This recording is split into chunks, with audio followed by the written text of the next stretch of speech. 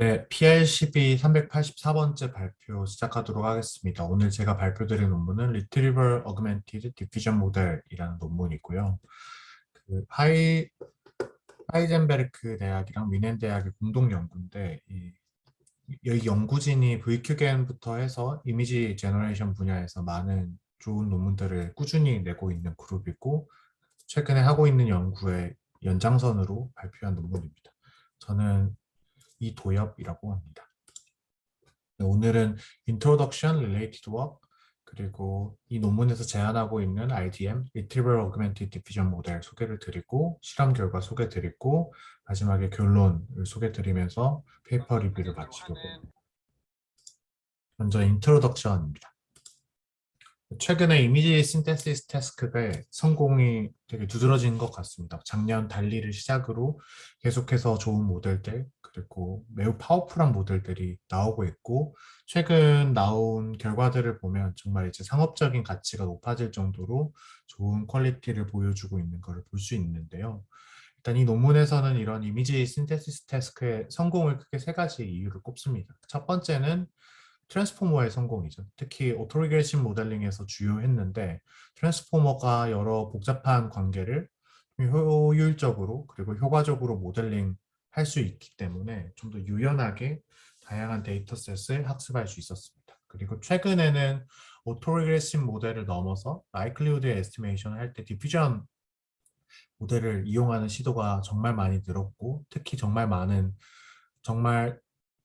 좋은 결과들을 보여주고 있습니다. 그래서 디퓨전 모델의 성공도 최근 이미지 신테시스 태스크의 성공의 요인이라고 볼 수 있습니다. 세 번째로는 오토리그레시브 모델 또는 디퓨전 모델 이런 모델군과 다르게 공통적으로 적용되고 있는 건데요. 이건 뭐 사실 이미지 신테시스뿐만 아니라 다양한 머신러닝 태스크에 다 적용되는 것 같습니다. 바로 모델의 스케일업과 데이터셋의 스케일업입니다. 즉 이런 알고리즘이나 모델의 좀 성공과 함께 모델 사이즈도 커지고 데이터셋도 커지면서 정말 높은 수준의 이미지 신테시스가 가능해졌다고 저자들은 주장을 하고 있습니다. 예를 들어서 최근에 또 저번 주에 PRCB에서 리뷰되었던 달리2 언클립 모델 같은 경우에도 봐도 좀 여러 가지 모델로 구성되어 있지만 결국에는 정말 250mAh의 텍스트 투 이미지를 학습을 했고 그 결과로 하이 레졸루션 모델들까지 붙이면 1024 by 1024의 고해상도의 정말 멋진 이미지를 만들 수 있는 것을 보여준 예가 있습니다. 이 연구의 모티베이션은 이런 지속된 스케일업에 어떻게 보면 orthogonal한 연구라고 볼 수 있는데요. 어떤 제너러티브 모델을 당연히 모델 사이즈를 계속 키우고 하면 스케일링 로우에 의해서 성능이 계속 좋아지는데 이렇게 파라미터를 단순히 늘리는 것 이외에도 어떤 식으로 성능을 높일 수 있을까에 대한 고민을 할 수 있습니다. 이렇게 했을 때 여러 가지 방법이 있을 수 있지만 이 연구에서 좀 초점을 맞추는 거는 익스터널 메모리를 사용하자는 겁니다. 사실 익스터널 메모리를 사용하는 시도는 아주 오래전에서부터 계속 연구가 되어 왔었고 최근에는 랭귀지 모델 쪽에서 레트로라는 뭐 딥마인드 논문을 보면 예를 들어서 실제로도 어떤 쿼리가 들어오면 거기에 릴레이트 되어 있는 문서를 찾고 그걸 기반으로 뭐 아웃풋을 내뱉는 이런 리트리버를 이용해서 익스터널 메모리를 효율적으로 사용하는 모델들이 실제로 시도되고 있고 그렇게 했을 때 모델 사이즈를 뭐 미친 듯이 키우지 않더라도 적정한 모델 사이즈 안에서도 충분히 좋은 성능을 낼 수 있다. 그리고 심지어 그 성능이 뭐 175B에 달하는 GPT-3에도 비팅할 수 있다. 이런 결과들이 나오고 있습니다. 그래서 이 연구에서도 단순히 모델 사이즈를 키우는 것뿐만 아니라 이런 익스터널 메모리를 좀 잘 활용해서 접근을 해볼 수 있지 않을까라는 데 좀 주요 모티베이션을 가지고 있습니다. 이 페이퍼를 요약하면 리트리버 어그멘티드 세미 파라메트릭 모델이라고 어떻게 보면 좀 되게 어려운 단어들이 많죠. 근데 거창하게 말하는데 어쨌든 모든 걸 다 파라메트릭 모델로 하지 않고 파라메트릭 모델 플러스 논 파라메트릭 모델까지 뭐 같이 이용해야겠다 이렇게 일단 해석을 해볼 수 있을 것 같아요. 그리고 그걸 달성할 때 리트리버 어그멘티드 리트리버 기반으로 가겠다라고 생각을 해볼 수 있습니다. 실제로 이 논문에서는 우리가 학습해야 될 데이터셋 이외에도 우리가 가지고 있는 거대한 데이터셋이 하나 있다고 가정하고 우리가 실제로 어떤 트레이닝 데이터셋을 학습할 때는 우리가 가지고 있는 별도의 익스터널 데이터셋을 바탕으로 학습해야 되는 샘플에 가장 가까운 샘플을 고르게 되는데 그런 거를 뭐 니어리스트 네이버 기반으로 하게 되고 여기에서는 클립 임베딩을 활용을 하고 있습니다. 즉 이전에 이미지와 텍스트 사이의 유사도를 학습한 클립이라는 대규모 모델이 있으면 이걸 이용해서 잘 이미지 합성까지 또는 생성까지도 잘 활용해 보자 하는 연구입니다. 그리고 이제 실제로 이미지를 만들 때는 디퓨전 베이스드 모델 또는 디퓨전 프로바빌리스틱 모델을 이용해서 이미지를 만들고 있습니다. 그 결과로 모델 사이즈가 더 작아지더라도 기존 모델보다 더 좋은 성능을 보여줄 수도 있고 정말 다양한 결과를 보여줄 수도 있다는 걸 이 논문에서는 보여주고 있고 이 논문이 어디 억셉된 페이퍼는 아니고 테크니컬 레포트 수준으로 올라왔기 때문에 뭐 달리2나 아니면 거기에 버금가는 정말 대규모 AI 모델과 비교하진 않았지만 그래도 모델 사이즈를 줄이면서도 더 좋은 결과 얻을 수 있다. 이 정도의 결과를 소개하고 있습니다. 여러 릴레이티드 워크가 있지만 좀 가장 관련된 릴레이티드 워크 한 개만 소개해 드리도록 하겠습니다. 이게 최근에 메타 AI 리서치에서 발표한 KNN 디퓨전이라는 논문인데요. 사실 이 논문과 거의 유사하다고 보시면 될 것 같습니다. 이 KNN 디퓨전에서도 이미지 제너레이션 할 때 단순히 우리가 모든 모델을 다 외우게 만드는 게 아니라 리트리버 베이스드로 좀 우리가 만들고자 하는 이미지랑 좀 유사한 레퍼런스 이미지를 좀 찾아내고 그걸 바탕으로 같이 보여주면 더 쉽게 만들 수 있다 이런 논문인데요. 실제로 이 결과를 보시면 뭐 텍스트 투 이미지 제너레이션이라고 봤을 때 뭐 birthday cake in a teddy bear shape이라고 만들면 이 모델이 만든 게 요건데 실제로 그냥 레퍼런스 이미지를 안 주고 만들려고 하면 이렇게 좀 말도 안 되게 만드는데 거대한 데이터셋에서 이 텍스트랑 유사한 좀 이미지들을 찾고 얘네들을 이렇게 그러면 뭐 테디베어 이미지들도 있고 아니면 테디베어 케이크 실제로 이미지들이 있는데 이런 레퍼런스 또는 뭐 니어리스트 네이버스를 함께 보여주고 이미지를 만들게 되면 더 잘 만든다라는 걸 보여주고 있습니다. 이런 것도 이런 아래 사진들도 보면 뭐 river full of flowers 하고 막 그냥 만들려고 하면 그냥 flowers 하고 플라워스가 엄청 많은 걸 만들어 버리는데 리트리벌 하게 되면 뭐 강도 나오고 강 주변에 마치 뭔가 잠실 같은 강 주변에 꽃이 있는 이미지도 만들고 실제로 강 위에 꽃이 이렇게 올라와 있는 이미지들도 찾을 수 있으니까 리트리벌로 이걸 레퍼런스로 보여준 다음에 만들게 되면 훨씬 더 다양한 컴포지션에 대해서 좀 더 쉽게 만들 수 있다라는 논문입니다. 그리고 이 논문에서도 제너레이션 할 때는 디퓨전 베이스 여기서는 디스크리트 디퓨전의 일종인 VQ 디퓨전 모델을 이용을 하는데 제너레이션은 디퓨전 베이스드 모델로 하고 있습니다. 이런 흐름 아래에서 RDM, Retrieval Augmented Diffusion 모델이라는 걸 이 저자들은 제안을 하고 있고요. 포뮬레이션부터 시작을 하도록 하겠습니다. 여기에서 말하는 세마이 파라미터릭 제너레이티브 모델이라는 개념이 있는데 이건 뭐 복잡한 개념은 아니고 사실 트레이너블 파트와 논 트레이너블 파트를 모델에 같이 집어넣어서 사용을 하겠다. 그래서 모델의 모든 요소가 다 트레이너블한 파라미터가 아니라 논 트레이너블한 파라미터도 있다라는 컨셉이라고 생각하시면 될 것 같습니다. 좀 이름이 거창하겠죠. 그러면 조금 더 구체적으로 이제 생각을 해보면 어떤 우리가 트레이닝 데이터에서 온 뭐 샘플 X가 있어 쳐볼게요. 그러면 우리가 모델 디스트리뷰션 P, new, subscribe new X를 학습을 하는데 이때 단순히 기존의 파라미터릭 모델에서는 우리가 되게 P 세타 X 이렇게 표현을 하고 있죠. 근데 여기에서는 세마이 파라미터릭이기 때문에 단순히 세타만 있는 게 아니라 뭐 세타 그리고 어떤 익스터널 데이터셋 D 그리고 익스터널 데이터셋에서 K개의 리얼리스트 네이버를 가져오는 샘플링 스트래러지까지 포함되어 있습니다. 그래서 기존에는 우리가 어떤 데이터셋을 학습할 때 P 세타 X를 바로 학습을 했다면 즉 X를 얻기 위해서 파라미터를 그냥 업데이트를 했다면 여기에서는 파라미터뿐만 아니라 모델 안에 우리가 별도로 사용하는 데이터셋 그리고 거기에서 뭔가 샘플링을 해와야 되기 때문에 이런 스트래러지까지 다 포함되어 있고 이 파트는 non trainable한 파라미터다 라고 가정을 해서 이 모델을 세마이 파라미터릭 제너레이티브 모델이라고 부르고 있습니다. 이 데이터셋은 그냥 우리가 학습하고자 하는 데이터셋 말고 별도로 훨씬 더 큰 데이터셋, 레퍼런스 데이터베이스라고 생각하시면 될 것 같고요. 그럼 샘플링 스트레러지는 단순하게 어떤 쿼리 X가 있었을 때, 그리고 우리가 가지고 있는 데이터셋 D가 있었을 때, 여기에서 이 쿼리에 맞는 니어리스트 네이버 K를 찾는 겁니다. 그래서 그 니어리스트 네이버를 SS를 이렇게 뭐 mu dk라고 표현을 하면 mu는 당연히 데이터셋 सब셋이고, 이때 이 네이버후드의 셋의 뭐 사이즈는 k가 됩니다. 즉 k의 니어리스트 네이버를 찾는 걸 샘플링 스트래러지라고 표시했다고 생각하시면 될 것 같습니다. 그러면 모델 실제로 이 모델이 되게 단순해지는데요.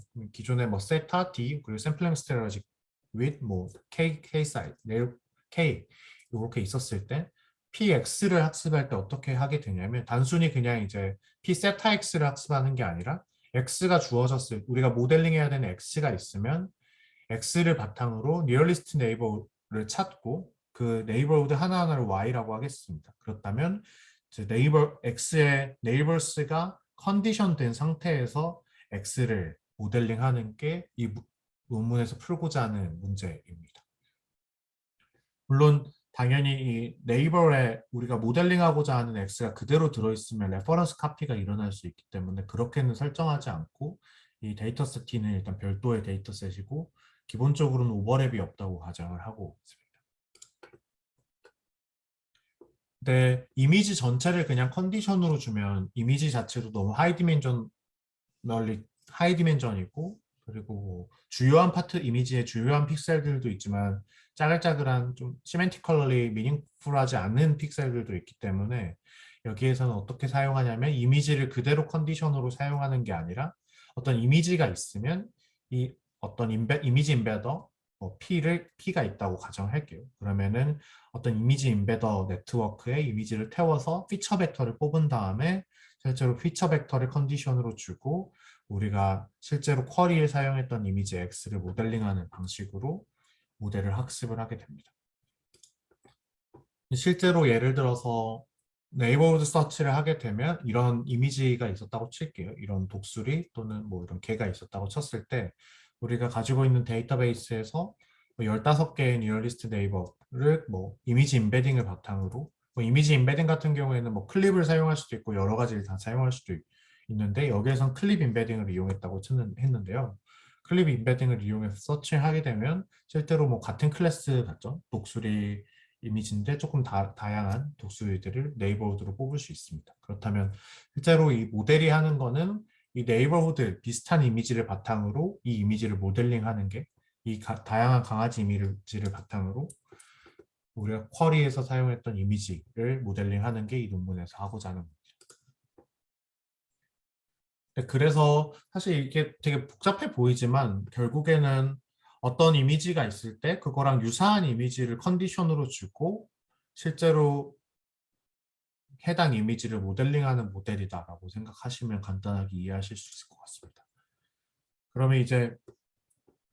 그러면 이렇게 이 네이버후드를 찾는 거는 그냥 찾으면 되는데 그럼 이 이미지를 생성을 어떻게 할 거냐가 결국 핵심인데 여기에서는 뭐 별도의 새로운 모델을 제안하지 않고 기존에 제한되었던 모델 중에 잘 되는 애를 가져와서 쓰고 있습니다. 여기에서는 이 저자들의 이전 연구인 레이턴트 디퓨전 모델을 이용해가지고 이미지 생성을 하게 됩니다. 근데 레이턴트 디퓨전 모델도 저희 PICB에서 소개된 적이 제 기억에는 없었던 것 같아서 간략하게 소개를 드리면 VQGAN을 일단 이용을 합니다. VQGAN은 저희 PICB에서 소개된 적이 있어서 혹시 좀 낯서시면 그 영상을 보고 오시면 될 것 같고요.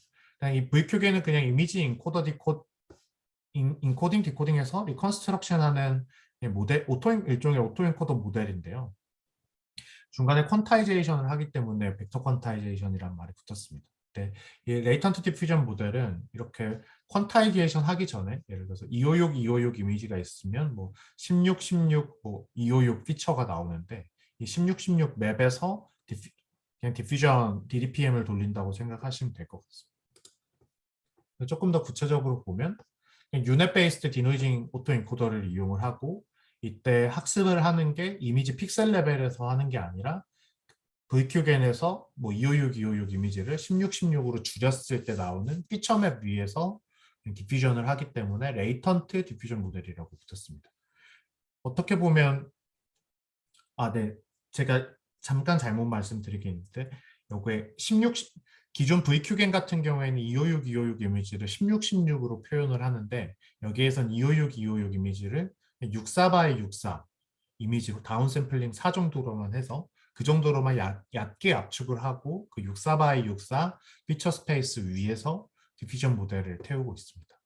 어떻게 보면 저번 주에 소개됐던 언클립 같은 경우에는 256, 256 이미지를 그냥 64 x 64로 리사이즈 한 다음에 픽셀 레벨에서 디퓨전 모델링을 하는 건데 얘는 그냥 리사이징 하는 대신에 그 이미지를 64 x 64로 압축을 하고 그 위에서 리버스 디퓨전 프로세스를 학습한다고 생각하시면 될 것 같습니다. 그래서 뭐 장점과 단점이 있냐 이런 건 사실 페어하게 비교된 적은 없고 다만 이렇게 LDM처럼 가져갔을 때 장점은 기존 언클립 같은 경우에는 64 x 64로 리사이즈 한 상태에서 이미지를 생성하기 때문에 다시 여기에서도 64에서 256으로 가는 슈퍼 레졸루션 모델을 학습을 해야 됩니다. 근데 LDM 같은 경우에는 슈퍼 레졸루션을 만드는 것 대신에 그냥 VQ 겐을 학습시켜서 그 슈퍼 레졸루션 파트를 대체한다고 생각하시면 될 것 같습니다.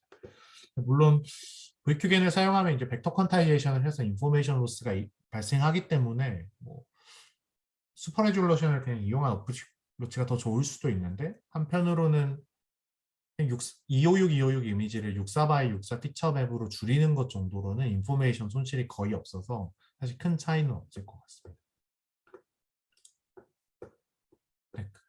그래서 이렇게 디퓨전 모델로 학습을 하게 되고 학습할 때 오브젝티브 펑션은 기존 DDPM에서 제한된 좀 simplified 된 폼인 어떤 우리가 GT의 노이즈를 섞었을 때 그 노이즈 리파라메터라이제이션 통해서 노이즈 실제 우리가 주입했던 노이즈를 프레딕션하는 네트워크를 학습을 하게 됩니다. 근데 이게 학습할 때는 저희가 단순히 그냥 학습하고자 하는 X가 있고 얘 친구들을 이렇게 가지고 왔는데 우리가 이미지 생성할 때는 사실 쿼리 이미지가 존재하지 않잖아요. 그렇기 때문에 여러 가지 전략을 세울 수 있습니다. 가장 간단하게 클래스 컨디션이나 아니면 텍스트 컨디션 태스크라고 보면 그냥 이 이미지 대신에 텍스트로 포로업 이글 이렇게 그냥 텍스트를 만든 다음에 클립 모델을 통해서 텍스트 임베딩을 구하고 텍스트 임베딩이랑 데이터셋에 있는 이미지들 사이의 유사도를 통해서 네이버후드를 가져올 수 있습니다. 실제로 이 논문에서 클립을 이미지 임베드로 사용하는 이유가 이미지 클립 자체가 일단 학습이 잘 되어 있어서 되게 컴팩트한 피처를 갖고 있을 뿐만 아니라 텍스트와 이미지 사이에 shared representation이기 때문에 테스트할 때 이제 이미지가 없더라도 텍스트를 기반으로 레퍼런스 또는 네이버후드를 가져오고 이 네이버후드를 바탕으로 이미지를 생성할 수 있기 때문에 클립을 이용했다고 합니다. 그래서 텍스트 투 이미지에서는 뭐 레퍼런스나 이런 쿼리 없이 그냥 텍스트를 클립 임베딩 구한 다음에 네이버후드 서치에 사용을 하면 되고 클래스 컨디션 같은 경우에는 그냥 클래스 이름을 어퍼로 어찌고저찌고라고 만든 다음에 사용을 하게 되고 아니면 언컨디셔널 이미지 제너레이션 같은 경우에는 그냥 우리가 사용했던 픽스드 데이터셋에서 랜덤하게 아무거나 레퍼런스 고른 다음에 거기에 네이버후드 고르고 집어넣어주면 됩니다.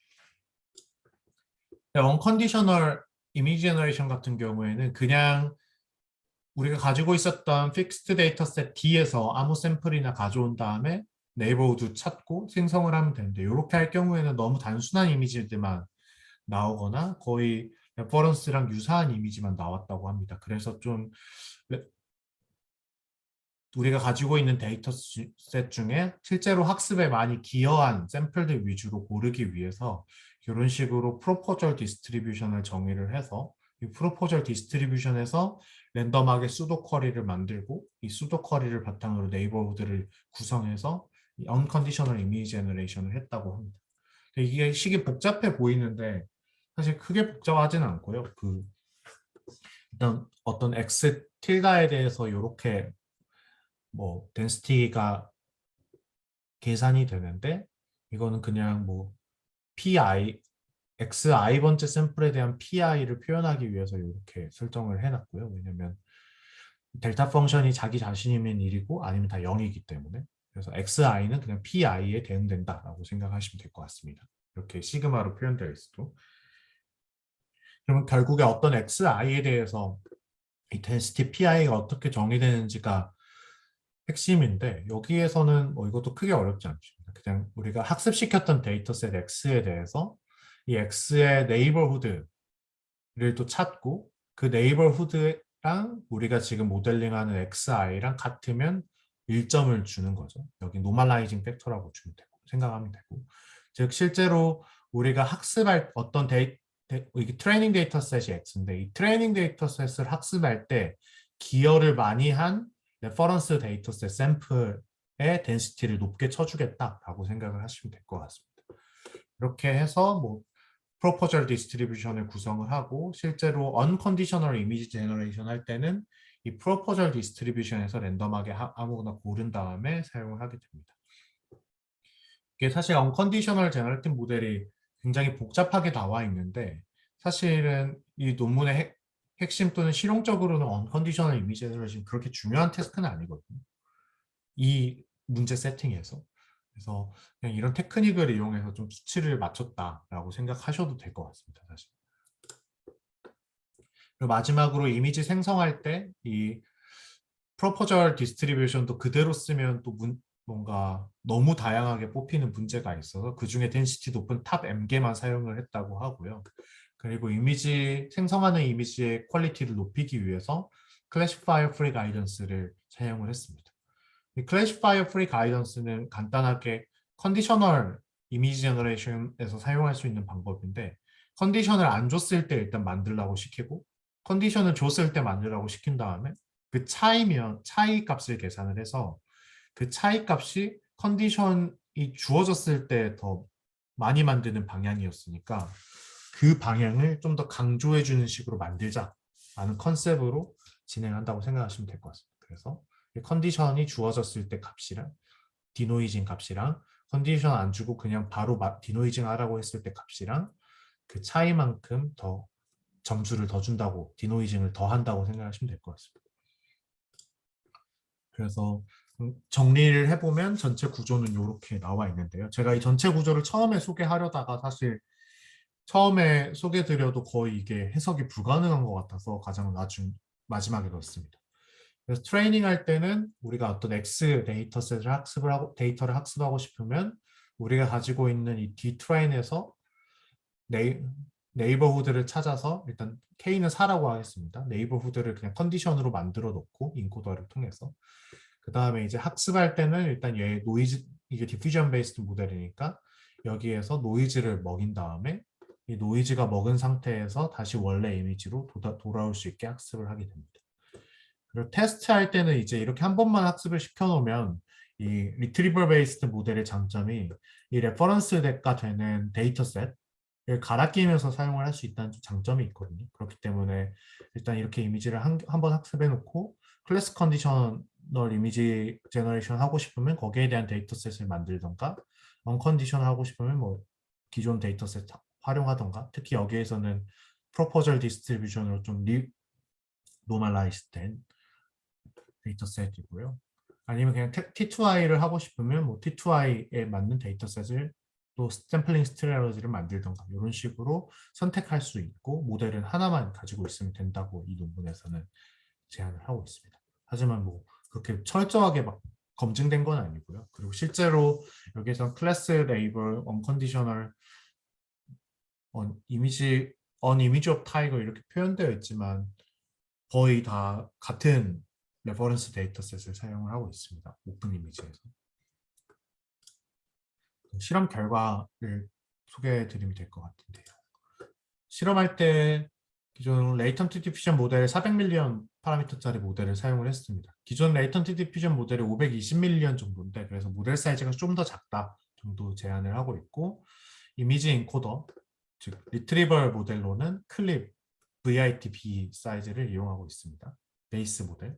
그리고 데이터베이스, 픽스드 익스터널 데이터셋이죠. 이 익스터널 데이터셋으로는 오픈 이미지를 이용하고 있는데요. 오픈 이미지에 9밀리언 개의 이미지가 있는데 이게 제가 알기로 짧은 축이 아마 1200 정도 될 거거든요. 256, 256보다 훨씬 크죠. 그렇기 때문에 이 오픈 이미지스에 있는 이미지 샘플에서 두 장에서 세 장 정도의 패치를 랜덤하게 뽑은 다음에 총 20밀리언 개의 이그젠플을 구성해서 사용을 한다고 합니다. 그리고 학습하고자 하는 데이터셋은 이미지넷이었고, 즉 이 오픈 이미지 데이터셋을 익스터널 메모리로 둔 상태에서 이미지넷을 학습을 했습니다. 그리고 리얼리스트 네이버 서치할 때 되게 다양한 뭐 라이브러리들이 있는데 뭐 파이스도 있죠. 그 페이스북에서 공개한. 근데 여기에서는 구글에서 발표한 건데 ICMA 2020년에 실렸던 그 스켈 NN이었나? 제가 이거 약자를 정확하게 확인을 못했는데 이 알고리즘을 이용했다고 합니다. 그래서 실험 결과를 보시면 일단 이미지 인코더로 클립 말고 그냥 VQgen 인코더를 사용한다면 풀링해서 사용을 할 수도 있는데요. 얘는 이제 클립 임베딩을 그대로 사용을 하고 실제로 그냥 일단 뭐 임베딩 타입 클립이든 아니든 이런 거 상관없이 성능 향상은 있었는데 클립 임베딩이 확실히 파워풀하기 때문에 클립 임베딩의 효과가 가장 좋아서 클립 임베딩을 사용했다고 합니다. 그리고 리얼리스트 네이버 이런 좀 실험 결과들이 좀 아직 좀 그렇게 정교한 실험 결과는 아닌 것 같은데 리얼리스트 네이버우드의 영향을 좀 보기 위해서 K 사이즈를 늘리면서 얼마나 많이 줬을 때 더 좋은지 이런 걸 체크를 했는데 오히려 이 논문에서는 학습할 때 주는 생성할 때 주는 리얼리스트 네이버 개수를 늘리면 늘릴수록 보시면 IS도 떨어지고 FID 올라가거든요. 프리시전도 계속 떨어지고 그래서 K가 늘어나면 성능이 더 떨어졌는데 K는 4일 때 리콜이 가장 높아가지고 K는 4로 골랐다 이렇게 주장을 하고 있거든요. 그래서 좀 뭔가 이상하지만 아마 제가 생각했을 땐 뒤에 뭐 클래시파이어 프리 가이던스나 이런 테크닉들을 이용해서 이미지 퀄리티를 높일 수 있기 때문에 일단 리콜이 높아지는 방향으로 K를 고르지 않았나라고 생각을 하고 있습니다. 그리고 이미 저희가 큰 이미지에서 패치파잉을 해서 데이터셋을 구성한다고 했는데 패치를 자를 때 64 x 64를 자를 수도 있고 아니면 128, 128, 256, 256 이런 식으로 자를 수 있는데 크롭할 때 사용하는 패치 사이즈가 커지면 커질수록 오브젝트 전체를 들고 있을 가능성이 있고 패치파잉하는 패치 사이즈가 작으면 작을수록 오브젝트의 어떤 파트를 포함하고 있을 수 있는데 이 논문에서는 이미지를 패치파잉 할 때 데이터셋을 구성할 때 패치파잉을 하는데 패치파잉 할 때 최대한 크게 이미지 좀 글로벌한 스트럭처를 들고 있을 때 훨씬 더 성능이 좋았다라고 주장을 하고 있습니다. 근데 뭐 여기에서도 디스커스 포인트가 좀 많은 것 같아요. 예를 들어서 뭔가 제가 리뷰어라면 이게 64 x 64 이미지를 이제 클립으로 태워서 임베딩으로 쓰는 건데 이런 거에 대한 제너럴라이제이션이 충분히 됐는지 왜냐면 클립 자체도 6464에서 학습한 건 아니기 때문에 그런 게 영향을 미쳤을 수도 있는데 어쨌든 256, 256 이미지 사이즈에서 가장 좋았다고 합니다. 그리고 이제 학습하고자 하는 데이터 좀 이게 이 그래프들이 이렇게 리트리버 베이스드 어프로치의 좀 장점을 보여주고 있는데요. 익스터널 데이터셋은 고정을 해놓고 학습하고자 하는 데이터셋이 이제 이미지넷에서 개만 학습하든지 아니면 포유류만 학습하든지 동물 전체 학습하든지 이런 식으로 늘려볼 수 있는데 당연히 이제 오른쪽으로 갈수록 더 학습하기 어려워지는데 학습하기 어려워지기 때문에 실제로 학습을 시켜보면 프리시전 떨어지거든요. 기존 베이스라인도 떨어지고 이 여기에서 제안한 모델도 떨어지고 FID도 학습해야 되는 데이터셋의 컴플렉시티가 높아지면 높아질수록 당연히 이제 FID가 올라가는데 리콜 같은 걸 보시면 기존 베이스라인은 당연히 모델 성능이 떨어짐에 따라 리콜도 떨어지는데 즉 이미지 생성하는 이미지의 다양성도 떨어지는데 이렇게 리트리버 베이스로 만들게 되면 얘가 이미지를 잘 못 만들더라도 일단 뭘 만들어야 될지 또는 유사한 이미지들을 데이터 익스터널 데이터셋에서 가져오기 때문에 그거랑 최대한 유사하게 만들거나 아니면 변형해서 만들 거 아니에요. 그래서 리콜은 오히려 높아지더라. 적어도 떨어지진 않더라. 이런 해수 결과를 보여주고 있습니다. 그렇기 때문에 어떻게 보면 어떤 걸 만들지 또는 어떤 방향으로 만들지 그런 이미지의 다양성 같은 경우에는 좀 데이터셋에 의존하는 경향이 있고 좀 모델 자체는 이미지를 잘 만드는 정해진 캐패시티 안에서 이미지를 잘 만드는 데 집중하고 있는 것 같다라는 좀 유추를 하고 있습니다. 그리고 뭐 언컨디셔널 이미지 제너레이션 결과 보시면 생각보다 되게 이미지 제너레이션 이 가운데 샘플이 실제로 만든 건데요. 잘 되는 걸 볼 수 있고 실제로 이러한 네이버우드를 바탕으로 생성한 거라고 합니다. 그래서 기타를 바탕으로 만들라고 하면 만들고 그리고 뭐 메모라이제이션이 나오진 않죠. 메모라이제이션이 나오지 않는데 리얼리스트 네이버랑 유사하게 이미지를 만들고 있습니다. 실제로 트레이닝 데이터셋에 있었던 것들을 보면 실제로 우리가 만드는 게 쉐입 이런 건 트레이닝 학습시켰던 거랑 비슷하지만 아예 다른 이미지가 나오는 걸 볼 수 있습니다. 클래스 컨디셔널 이미지 제너레이션 결과도 여기에서 보여주는데 이 클래스 포로 뭐 테디 베어 이런 식으로 텍스트 만들고 텍스트 임베딩이랑 이제 K-1개의 리얼리스트 네이버 이미지를 붙여가지고 좀 K개의 컨디션을 만들어서 만들게 되면 이렇게 클래스 컨디션도 잘 만들더라 라고 말을 하고 있고 여기에서 강조하는 거는 얘가 학습할 때 클래스 컨디션을 보진 않았거든요. 그냥 리얼리스트 네이버를 바탕으로만 계속 사실 그게 뭐 간접적으로 같은 포뮬레이션이긴 한데 그래서 클래스 임베딩을 명시적으로 사용을 안 했다 학습할 때 이런 걸 강조하고는 있습니다. 어쨌든 뭐 비슷하지만 클립 임베딩은 더 좋은 슈퍼비전을 쓴 거기 때문에 어쨌든 뭐 생성 잘 하더라라는 거 보여주고 있고 마지막으로 저는 이 결과가 조금 흥미로웠는데 텍스트 투 이미지 제너레이션 같은 경우에는 여러 가지로 테스트를 할 수 있는데 텍스트 임베딩만 컨디션으로 줄 수도 있고 텍스트 임베딩 플러스 우리 익스터널 메모리에 비슷한 사진을 일단 골라가지고 그걸 컨디션으로 주고 만들 수도 있고 아니면 그냥 텍스트 임베딩은 이제 리얼리스트 네이버 찾을 때만 쓰고 리얼리스트 네이버로만 컨디션을 줘서 생성하게 할 수도 있는데 보면 오히려 이렇게 텍스트 물론 이 모델은 텍스트 투 이미지로 학습이 되지 않고 그냥 이미지넷에서만 학습이 됐는데 일단 이미지넷에서만 학습을 하더라도 얘가 클립 임베딩으로 텍스트 임베딩만 주면 이런 테디 베어 라이딩 어 모터사이클 이런 이미지를 만든다는 좀 재밌는 발견을 했습니다. 그리고 여기에 이제 리얼리스트 네이버 이미지를 붙여주면 사실 이런 이미지들은 트레이닝 데이터셋에 없을 텐데 리얼리스트 네이버 사진들을 같이 주면 이제 이렇게 제너럴라이제이션이 안 되고 성능이 떨어지는 걸 보여줘요.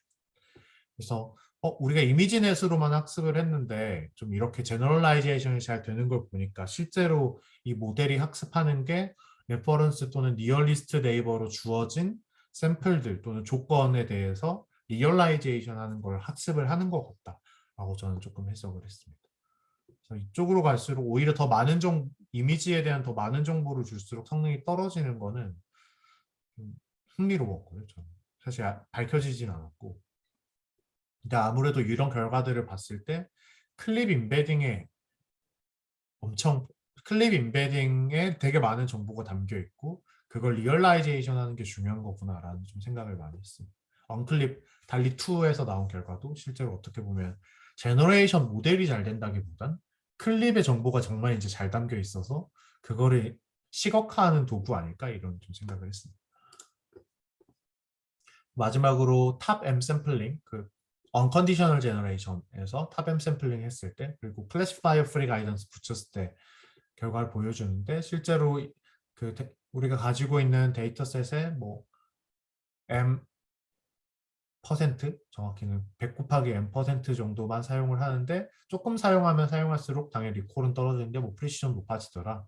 0.01이 살짝 스위스팟이라서 이걸 사용했다. 뭐 이렇게 말하고 있고 클래시파이어 프리 가이던스를 사용하면 실제로 오른쪽으로 갈수록 점점 세기를 높게 준 건데 뭐 프리시전은 계속 떨어지고 대신 프리시전은 계속 올라가고 리콜은 계속 떨어지는 정형적인 패턴을 보여줍니다. 실제로 클래시파이어 프리 가이던스가 이미지의 퀄리티는 높이는데 다양성을 줄어들게 하는 좀 경향이 있거든요. 그 경향이 거의 그대로 나타나더라. 근데 이렇게 했을 때 기존에 있었던 ADM 또는 ADM 클래시파이어 가이던스 쓴 것보다도 우리는 더 잘 나온다. 이런 식으로 좀 성능을 강조하고 있습니다. 실제로 보면 그 트레이닝 데이터, 익스터널 데이터셋의 일부만 사용하면 할수록 되게 간단한 이미지가 나오면서 대신 퀄리티는 좋고 그 반대는 반대 방향으로 가는 경향을 보여주고요. 클래시파이 프리 가이던스도 보면 네이버가 이런 식으로 4개 정해져 있을 때 클래시파이 프리 가이던스가 약하면 거의 이상하게 생성되는데 세게 주면 줄수록 확확 좋게 만들어지고 있습니다. 아마 이게 S는 원이 가이던스 제가 알기로 없을 때인데 가이던스를 이제 세게 주면 바로 이제 리얼리스틱한 이미지로 생성되는 걸 볼 수 있습니다.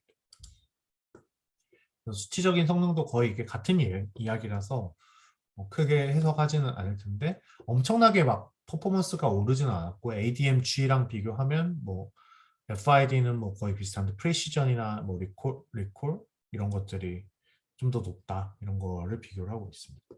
근데 ADM 여기에서 나오는 ADM-G가 이 ADM 논문은 클래스 컨디셔널 제너레이션에서도 좀 레포트를 하고 있는데 언컨디셔널 상승입니다. 그래서 사실 클래스 컨디셔널로 학습하면 얘가 훨씬 잘하거든요. 제가 알기로는 4점 몇이 나오거든요. FID가.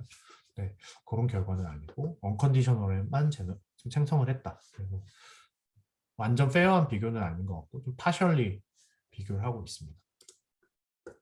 그래서 여기까지 좀 논문 소개드렸고 결론을 소개드리면 이 페이퍼는 디퓨전 모델 컨디션에서 잘 만드는 건데 컨디션 할 때 단순히 이제 클래스 또는 텍스트 컨디션하고 거기에 대응되는 이미지를 막 만드는 게 아니라 우리가 만들어야 되는 이미지랑 좀 유사한 이미지, 리얼리스트 네이버를 좀 컨디션으로 주고 그걸 바탕으로 만드는 모델을 좀 학습을 하자.